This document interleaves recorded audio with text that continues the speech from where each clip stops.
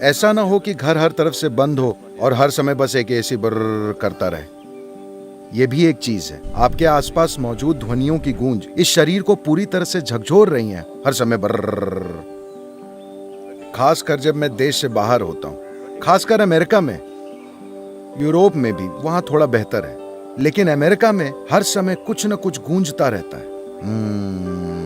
हर समय जब मैं यहां आता हूं तो लगता है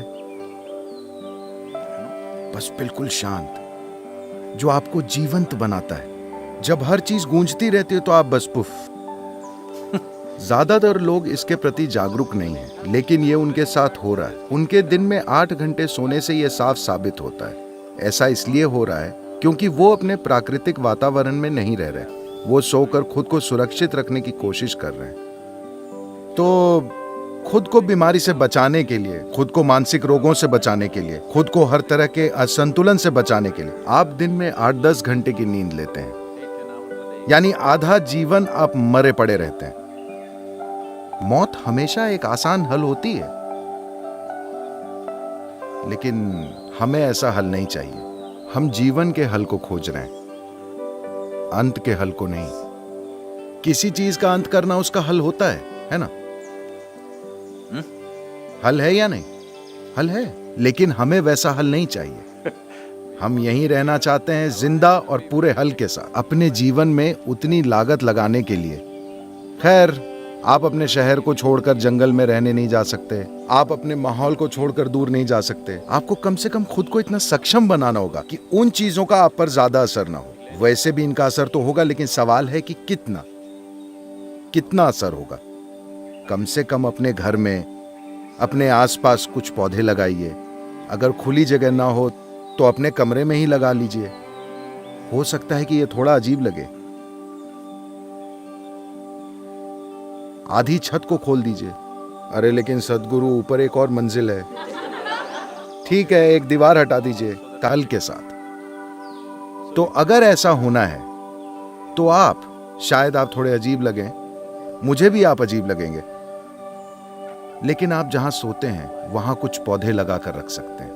जब आप चलते हैं तो आपको इंसानों के अलावा दूसरे जीवनों के प्रति हमेशा जागरूक रहना चाहिए। ज्यादातर लोग इंसानों के प्रति ही जागरूक नहीं होते। तो मैं आपको याद दिला रहा हूं, आपको हर उस चीज के प्रति जागरूक रहना होगा जो जीवित है। एक पेड़, एक पौधा, एक घास का तिनका, एक कूदता हुआ टिड्डा, और आपके पास से गुजरने वाले वो लोग जिन्हें आप पसंद नहीं करते।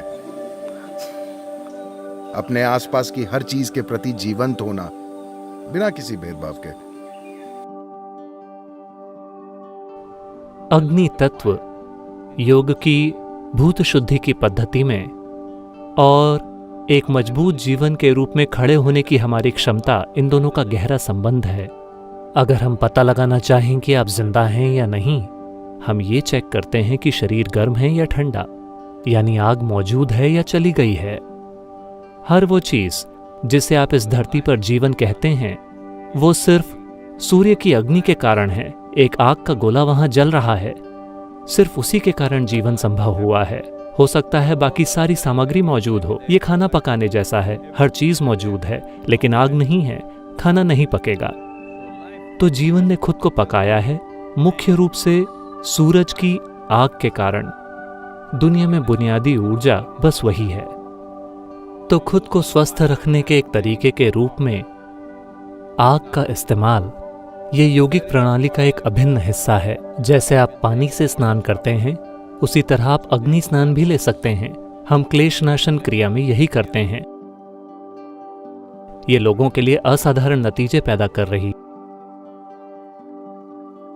मैं आप में से हर किसी को सलाह दे रहा हूं कि आप अपने बेडरूम में एक दिया रखें, अपने सोने की जगह से सुरक्षित दूरी पर, और इसे हर रात जलते रहने दें। इससे आपके लिए जबरदस्त फर्क पड़ेगा। वरना आपके पास एक शक्तिशाली रूप से प्राण प्रतिष्ठित स्थान होना चाहिए, जो हर समय एक जलती हुई अग्नि के समान हो। या तो ये या वो, इन दोनों में से एक चीज हर घर में होनी चाहिए। हमेशा एक दिया जलता रहता था एक भारतीय घर में, हमेशा। अब दुर्भाग्य से, क्योंकि लोग इसे एक धर्म विशेष के कार्य के रूप में देख रहे हैं, दूसरे लोग दिया नहीं जलाना चाहते।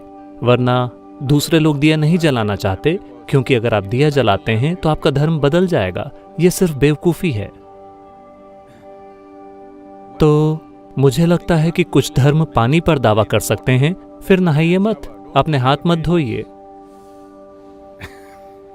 क्योंकि यह किसी धर्म का हिस्सा है। वे नमाज पढ़ने से पहले अपने हाथ धोते हैं, तो आप अपने हाथ मत धोइए, क्योंकि अगर आप ऐसा करते हैं तो आप उस धर्म में कन्वर्ट हो जाएंगे।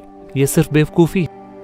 तो मैं आप में से हर किसी को सलाह दे रहा हूं कि आप अपने बेडरूम में एक दिया रखें, अपने सोने की जगह से सुरक्षित दूरी पर, और इसे हर रात जलते रहने दें। इससे आपके लिए ज़बरदस्त फर्क पड़ेगा।